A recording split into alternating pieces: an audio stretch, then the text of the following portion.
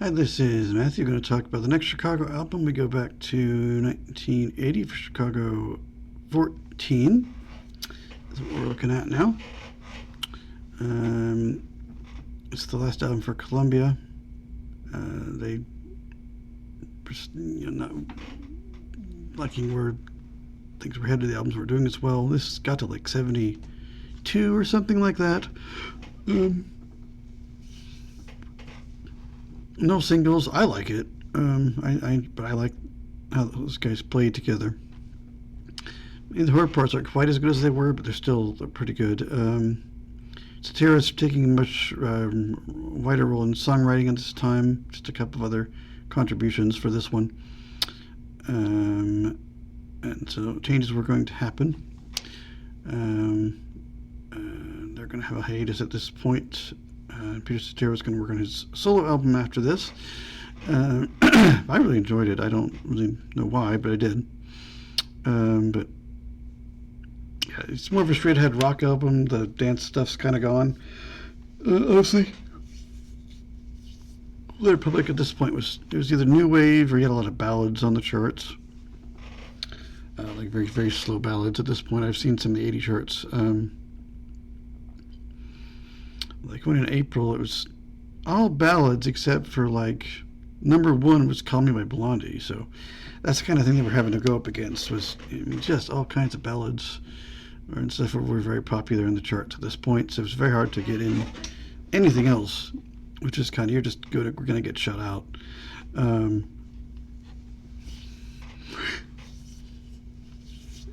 At this juncture, but I still liked it. But I like that period. I like those guys. I like how they played. I like their style, the technique. But we'll go and see what's on it. And there's one other guy that kind of like brought in as a session guitarist to play because of Diane Dacus' replacement. Kind of a session guy, so. Unfortunately, it's the last album for Laude de Rivera. Unfortunately, he was let go after this. Most people weren't into Latin-infused stuff anymore, which I can't imagine anybody would be not liking that, but that's just me. We start with Manipulation, it's called, written by Robert Lamb. Robert Lamb sings this one, and then it's on another. Next track is Upon Arrival, written by Robert Lamb and Peter Cetera, and both of them also sing it. And then we go to Song for You, written by Peter Cetera, who also sings that one. And then Where Did the Lovin' Go, written by Peter Cetera, he sings it again. Birthday Boy is next, written by Danny Seraphine and Derek Hawk Lewinsky. That's the last time those two will collaborate on anything. I'm not sure why, but that's the last time Wikipedia says that they will do so. Peter Cetera sings this one. And side 2 continues with Hold On, written by Peter Cetera. He also sings it. And then we jump to Overnight Cafe, it's called. Peter Cetera sings that one, and he sings it. We can see a pattern here, which will be more apparent next album, I believe. Thunder Lightning, which I really liked that one a lot, written by Robert Lamb and Danny Seraphine. Robert Lamb and Peter Cetera sing that one. I enjoyed that one. It charted terribly. It was a single, but no one seemed to like it. But they weren't me. I was like, oh, I liked the intro on it a lot, honestly. And then we get to I'd Rather Be Rich, which I think was an outtake from earlier. 2 albums ago, I think. Robert Lamb sings it, and he writes that one. He writes and sings it. Pretty sure that was an outtake from 2 albums back, if I recall, on those expanded ones. But this is like the current version.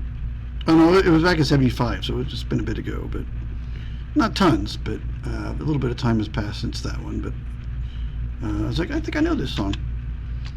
And then we end with The American Dream, written by James Pankow, and Peter Cetera sings that one. Our expanded tracks are some outtakes here. We have Doing Business. Robert Lamb wrote it and sings it. Live It Up, written by James Pankow, singing it was sung by Peter Cetera. And then Soldier of Fortune, Robert Lamb, and Robert Lamb he writes and sings that one. So those were the outtake things from the expanded edition in 03 that Rhino put out. People, of course, are going to be Peter Cetera bass lead and backing vocals, Claude Oliveira percussion. I Will Miss You, Sir. Yeah, I like him. That kind of stuff is cool.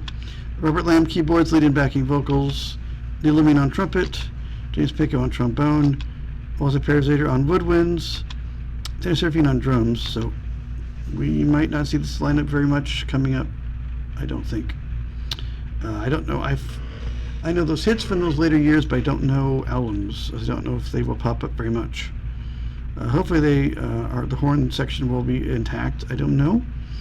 And the woodwinds, we'll see. Additional people, though, we have Ian Underwood on keyboards, David Hoklowitsky on keyboards, that guy who's also the songwriter, but he will not be anymore. Mark Goldenberg on guitars, Chris Pinnock on guitars, Gary Grant on trumpet, an extra trumpet player. I don't remember who the other, because there were two guitars, I'm not sure who did each one.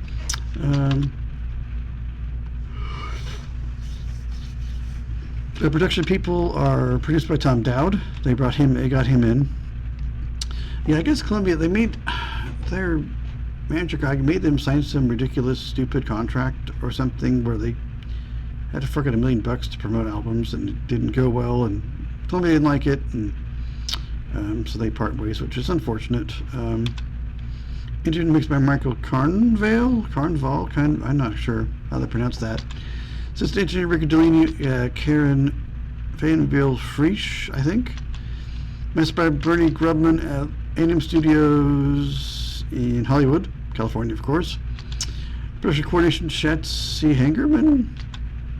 Design John Burke for the design of it, which artwork and cover lettering Gerard Werda. He got some. It's a really interesting cover, and it's in like some art museums and stuff, and some cover things for albums now. It was pretty cool, I guess, to look at, with a lot of weird fingerprints and stuff in it with the logo. Apparently it got some acclaim from that, at least. But I like this bunch, and I don't really care what they record.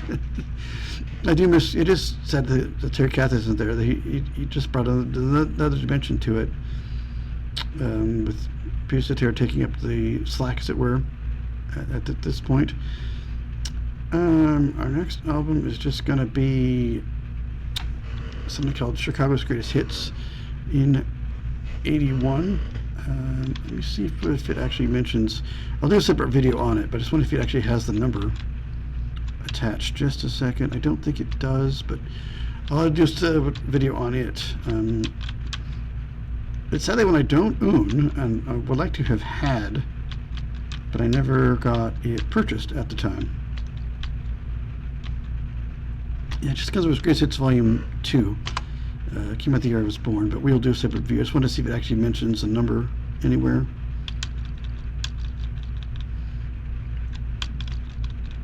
Because there's going to be a hiatus, of course, in it. So,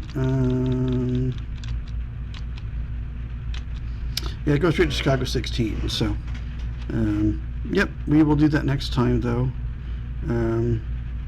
At least me, I'll do a separate video on it. I might do that one really fast.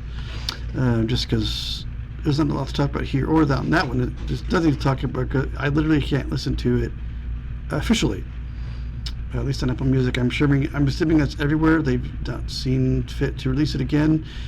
In the late 90s, it was available on CD. I've seen it, and I didn't grab it. Want to? I think I might have asked for it for Christmas or birthday once, but got lots of other cool things, just not this particular one, but I will probably do a separate real quick video on it also. But not a lot of detail just because I have not gotten to hear it. But that will do for this one. We'll go to 81, the year of my birth, as it turns out, and look at Greatest Hits Volume 2 and see what that brings. As there's much, I don't think there's anything new, any new material, just older songs that were covered in Volume 1, I believe. But that will be on the next video for the band.